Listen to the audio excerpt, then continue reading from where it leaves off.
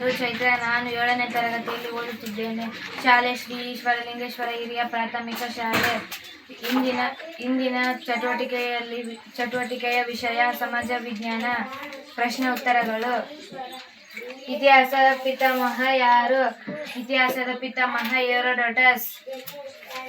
ಕ್ರೈಸ್ತ ಧರ್ಮದ ಸ್ಥಾಪಕ ಯಾರು? ಕ್ರೈಸ್ತ ಧರ್ಮದ ಸ್ಥಾಪಕ ಯೇಸು ಕ್ರಿಸ್ತ. ಇಸ್ಲಾಂ ಧರ್ಮದ ಸ್ಥಾಪಕ ಯಾರು?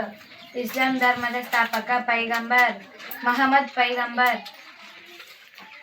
ಮಂಗೋಲರ ಪ್ರಮುಖ ವೃತ್ತಿ ಯಾವುದು? ಮಂಗೋಲರ ಪ್ರಮುಖ ವೃತ್ತಿ ಪಶುಪಾಲನೆ.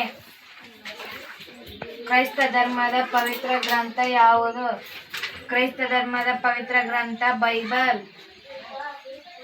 ಯೇಸು ಕ್ರಿಸ್ತ ಎಲ್ಲಿ ಜನಿಸಿದರು? ಯೇಸು ಕ್ರಿಸ್ತ ಬೆತ್ಲೆಹೇಮ್ನಲ್ಲಿ ಜನಿಸಿದರು. ಮಹಮ್ಮದ್ ಪೈಗಂಬರ್ ಎಲ್ಲಿ ಜನಿಸಿದರು?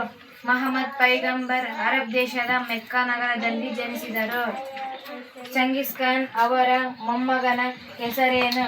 ಚಂಗೀಸ್ ಖಾನ್ ಅವರ ಮೊಮ್ಮಗನ ಹೆಸರು ಕುಬ್ಲೈ ಖಾನ್.